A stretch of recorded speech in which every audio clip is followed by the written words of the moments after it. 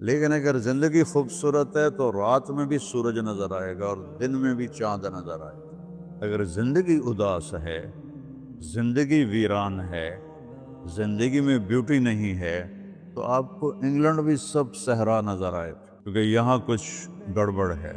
اگر اپنی زندگی کو بیوٹیفل، خوبصورت، پیسفل بنانا چاہتے ہو، قیامت کا دن پوری قیامت کے انسان ایسا عمل ان کے پاس نہیں ہوگا جو میں تمہیں دو باتیں بتانے لگا ہوں، اور ان کا اتنا بڑا وزن ہے کہ کسی بڑے سے بڑی نیکی کا وزن بھی اس کے برابر نہیں ہوگا۔ لیکن بیٹا میری اس سنت کو پورا کرتے ہوئے تیرے پسینے نکلیں گے، ساری زندگی کرنا پڑے گا۔ بس اپنے من میں ڈوب کر پا جا سراغ زندگی، تو اگر میرا نہیں بنتا نہ بن اپنا تو بن۔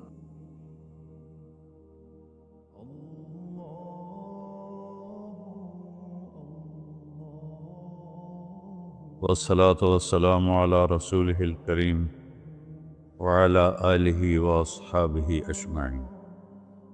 میرے محترم بھائیو اور دوستو، ایک چیزوں کی خوبصورتی ہے، جیسے یہ مسجد بڑی بیوٹیفل خوبصورت۔ ابھی ہم گاڑی میں آئے، جس ساتھی کی تھی بینٹلے گاڑی، بڑی خوبصورت، گھڑیاں، گاڑیاں، سڑکیں۔ لیکن ایک خوبصورتی لائف کی ہوتی ہے کہ لائف بیوٹیفل ہو، لائف اندر ہوتی ہے، وہ بینٹلے میں نہیں ہوتی، رولز رائس میں نہیں ہوتی، وہ بڑے گھروں میں نہیں ہوتی، بڑے کاروباروں میں نہیں ہوتی۔ زندگی اندر چلتی ہے۔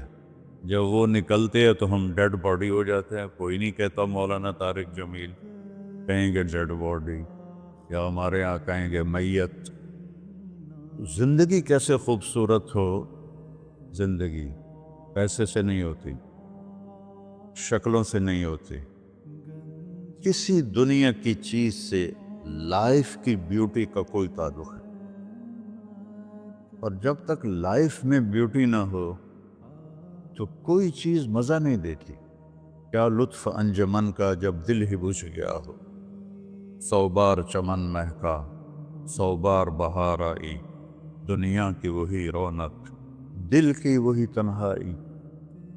تو زندگی کو خوبصورت بنانے کے لیے اللہ نے ایک آیت ہمیں سنائی، ایک آیت، لَقَدْ كَانَ لَكُمْ فِي رَسُولِ اللَّهِ أُسْوَةٌ حَسَنَةٌ۔ کہ اگر لائف کو خوبصورت بنانا چاہتے ہو، اس کے لیے نہ انگلینڈ رہنے کی ضرورت ہے، نہ امریکہ رہنے کی ضرورت ہے۔ میں افریقہ کے غریب ملکوں میں گیا ہوں، جنگلوں میں، صحراؤں میں پھرا ہوں، تو ان کے زندگی دیکھ کر حیرت ہوتی ہے۔ ان کو آج کی دنیا کی کسی چیز کی کوئی خبر نہیں۔ آج بھی ان کے گھر میں روشنی کا کوئی انتظام نہیں، چاند کی روشنی ان کی روشنی، رات کو ان کے گھروں میں چراغ بھی نہیں جلتے۔ میں ایسے ملکوں میں گیا۔ لیکن اگر زندگی خوبصورت ہے تو رات میں بھی سورج نظر آئے گا اور دن میں بھی چاند نظر آئے گا۔ اگر زندگی اداس ہے، زندگی ویران ہے، زندگی میں بیوٹی نہیں ہے، تو آپ کو انگلینڈ بھی سب صحرا نظر آئے گا۔ آپ کو خوبصورت اسکاٹ لینڈ کی وادیاں دیکھ کر بھی مزہ نہیں آئے گا، کیونکہ یہاں کچھ گڑبڑ ہے۔ تو میرے رب نے کہا، لقد، یقیناً، ڈیفینیٹلی، نو ڈاؤٹ، کان لکم، تمہارے لیے فیصلہ ہو چکا ہے، ہوگا نہیں، کان لکم، تمہارے لیے فیصلہ ہو چکا ہے۔ اگر اپنی زندگی کو بیوٹیفل، خوبصورت، پیسفل بنانا چاہتے ہو تو میرے نبی کی زندگی تمہارے لیے خوبصورت ماڈل ہے۔ اچھا، اسوۃ حسنہ، اسوہ کہتے ہیں ماڈل کو، اور حسنہ کہتے ہیں خوبصورت کو۔ یہاں اسوۃ کاملہ نہیں کہا کہ پرفیکٹ نمونہ ہے، کامل نمونہ ہے، مضبوط نمونہ ہے، کتنے الفاظ سے۔ حسنہ کیوں لائے؟ کہ انسان بیوٹی کو پسند کرتا ہے۔ یہ آپ نے سب کچھ کیوں بنایا؟ سیدھی سادی بھی ٹھیک، ٹھیک ہے، یہ کیوں بنایا؟ یہ ایسی خوبصورت گاڑیاں کیوں بن رہی ہیں؟ اتنے مہنگے جوتے؟ وہ ہم جب کالج پڑھتے تھے تو گئے این ایم اسٹور پر، تو وہاں اس وقت یہ سچ نہیں ہے۔ تو میرے اللہ کو پتہ ہے کہ میرے بندوں کو خوبصورتی پسند ہے۔ آپ چھوٹے بچے کو اسمائل دو تو وہ آپ کو ہنس کے دیکھے گا، اس کو ایسے دیکھو وہ رونے لگے گا، حالانکہ اسے پتہ نہیں ہے، لیکن جب چہرے پہ بدصورتی آئی تو اس نے بھی فیل کیا اور رونے لگ گیا۔ جب آپ نے اسمائل دی تو وہ آپ کو دیکھ کے ہنسنے لگا، اس کا کچھ پتہ نہیں ہے کیا ہو رہا ہے۔ اتنی چھوٹی عمر سے بچہ سے لے کر بڑا بیوٹی کانشیس ہوتا ہے اور خوبصورت چیز کے لیے دل کھنچتا ہے۔ آپ کو تو 14ویں کا چاند نظر نہیں آتا، تو ہمارے ہاں تو 14ویں کا چاند نکلا ہوتا ہے تو میں چارپائی ڈلوا کے اور گھنٹوں اس کو دیکھتا رہتا، مجھے اس کا مزہ آتا رہتا۔ تو اللہ تعالیٰ فرما رہا ہے اگر زندگی کو خوبصورت بنانا ہے تو صرف میرے نبی کی زندگی ہے۔ اسوہ، ماڈل۔ حسنہ کسے کہتے ہیں؟ حسنہ کا عام مطلب حسین، حسن، خوبصورتی ہے، لیکن حسنہ چہرے پر تل جو ہوتا ہے، جو چہرے کو خوبصورت بنا دیتا ہے۔ آپ نے دیکھا کبھی جن کے چہروں پہ کوئی ایک تل ہو تو وہ چہرہ بڑا بیوٹیفل نظر آتا ہے، پرکشش نظر آتا ہے۔ تو حسنہ چہرے کے اس ڈاٹ کو، کالے ڈاٹ کو کہتے ہیں جس سے چہرے کی بیوٹی بڑھ جاتی ہے۔ تو میرا اللہ کہہ رہا ہے اگر تم نے اپنے چہرے پہ تل سجانا ہے، ڈاٹ جس سے آپ حسین لگتے ہیں، تو میرے نبی کی زندگی اپنا لو۔ اس سے خوبصورت لائف آپ کو کہیں نہیں ملے گی۔ وہ خوبصورتی اگر مجھے مل گئی، آپ کو مل گئی، تو آپ کی دنیا بھی بن گئی، آخرت بھی بن گئی۔ پوری زندگی پر آنے کے لیے میں صرف 2 حدیثیں آپ کو سناتا ہوں، صرف 2 حدیثیں میں کر لوں، آپ کر لیں، آپ کی پوری لائف 180 پہ چلی گئی اور آپ کے اندر خوشیوں کی لہریں دوڑیں، مزہ لیں، بھوک میں بھی مزہ لیں۔ ہماری پاکستان کی سزوکی جس کا کوئی ٹائر بھی ٹھیک نہیں ہوتا، سٹیئرنگ بھی ٹھیک نہیں ہوتا، اس میں بھی بیٹھو گے تو مزہ لو۔ صرف 2 حدیثیں میں آپ کو سنا۔ میرے نبی نے فرمایا معاذ الا انبئک بملاک ھذا کلہ۔ اب پہلی حدیث سنا رہا ہوں، معاذ تمہیں اپنے دین کی سمری بتاؤں؟ 30 پارے قرآن، 10 لاکھ حدیثیں، اور بتانے والا طارق جمیل نہیں، اللہ کا نبی ہے، کہ تمہیں سمرائز کر کے دوں اپنی شریعت؟ ان کا جی ما ہوا، وہ کیا ہے؟ تو آپ نے زبان باہر نکالی، یہ نشان بنایا کینچی کا اور یوں کیا، پھر کہا کف ھذا، اپنی زبان پہ قابو رکھنا سیکھ دو، اپنی زبان کو سنبھال لو۔ کینچی بنائی، کینچی، کاٹ دو۔ اچھا، یہ جو ایکشن کر کے بتانا ہوتا ہے یہ چھوٹے بچے کے لیے ہوتا ہے۔ ہم چھوٹے بچے کو جب کوئی چیز سمجھاتے ہیں تو ایکشن کر کے سمجھاتے ہیں۔ یہ کون ہے؟ معاذ بن جبل۔ آپ نے فرمایا قیامت کے دن میری امت کے علماء کا جھنڈا معاذ بن جبل کے ہاتھ میں ہوگا۔ یہ وہ شخص ہے، اور یہ وہ شخص ہے جو اللہ کے نبی کی زندگی میں فتویٰ دیتے تھے، صحابہ حضور کے ہوتے ہوئے ان سے فتویٰ لیتے تھے۔ یہ وہ شخص ہے، یہ وہ شخص ہے 1,24,000 صحابہ میں واحد آدمی ہے جس کو آپ نے کہا یا معاذ انی احبک، اے معاذ میں تم سے پیار کرتا ہوں۔ واحد آدمی، اکیلا۔ اور میں کوئی 7-8 سال پہلے اردن گیا تو میں اربدن کی قبر کی زیارت کے لیے گیا۔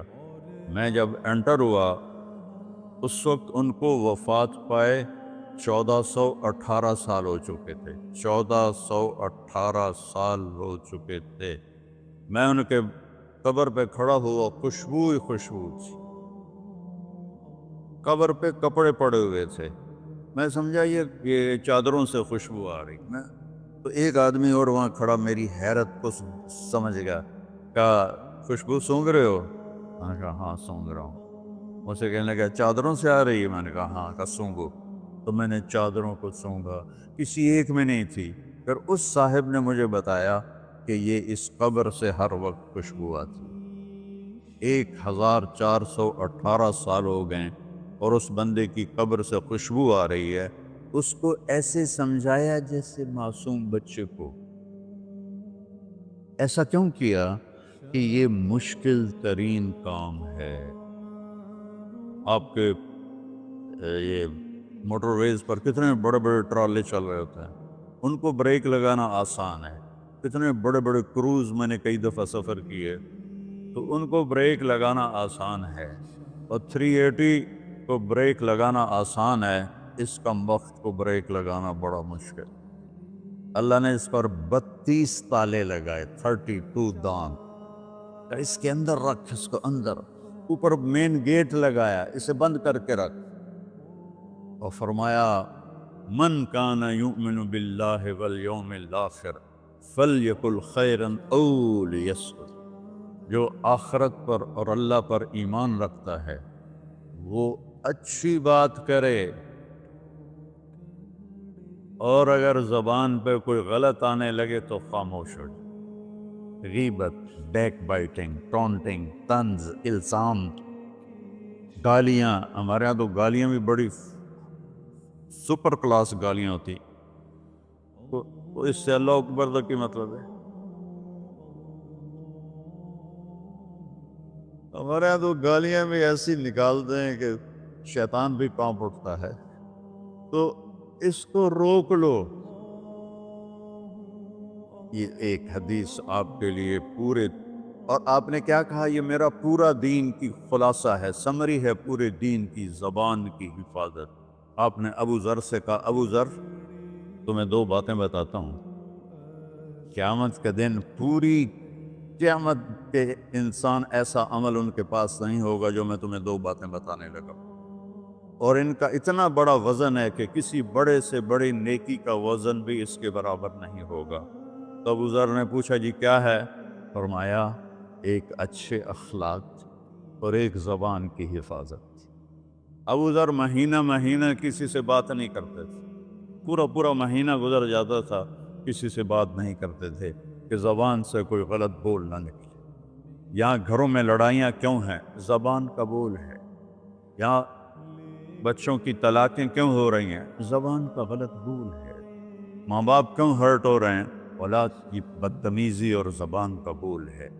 زبان کا بول سینہ کاٹ کے رکھ دیتا ہے۔ ہمارے پاکستان میں نا بسوں کے پیچھے عجیب عجیب جملے لکھے ہوتے ہیں۔ تو چکور ایک پرندہ ہے، میں نے زامبیا میں دیکھا، جنگل میں مجھے انہوں نے دکھایا، بڑی خوبصورت چال چلتا ہے، ایسے بڑا مست ہو کے۔ تو جب کوئی نئی بس ہوتی ہے تو اس کے پیچھے لکھا ہوتا ہے ویٹ ڈور چکوری دی، تو چکوری کی چال دیکھو، بس کو چکوری بنا دیا اور چکوری جا رہی۔ جب پرانی ہوتی ہے تو لکھا ہوتا ہے ہارن دے کر پاس کرے، جب تھوڑی اور پرانی ہوتی ہے تو لکھا ہوتا ہے یا پاس کر یا برداشت کر، اور جب وہ اور پرانی ہوتی ہے تو اس کے پیچھے ایک ملنگ بنا ہوتا ہے، لکھا ہوتا ہے نہ چھیڑ ملنگان۔ یہ تو فضولیات ہیں، اب میں اصل بتاتا ہوں۔ تو میں سفر میں تھا اور پڑھ رہا تھا، تو میں پڑھتے پڑھتے تھک گیا، میں نے کتاب بند کی، تو ہم ایک بس کو کراس کر رہے تھے، تو اس کے پیچھے ایک جملہ لکھا تھا، وہ آپ کو سنا، لکھا ہوا تھا دل، اس کے آگے لکھا تھا برائے فروخت، for sale, heart for sale, نیچے لکھا تھا قیمت، آگے لکھا تھا ایک میٹھا بول، ایک میٹھا بول۔ اور میٹھے بول پر اپنے ماں باپ کے دل خرید سکتے ہیں، بھائیوں کے، بہنوں کے خرید سکتے ہیں، بیگم کے خرید سکتے ہیں، بیگم خامند کا خرید سکتی ہے، بچوں کا دل آپ خرید سکتے ہیں، بچے ماں باپ کا دل خرید سکتے ہیں، اور اللہ نے مجھے 2 دفعہ یوں دنیا پھرائی ہے، ایسے 100 کے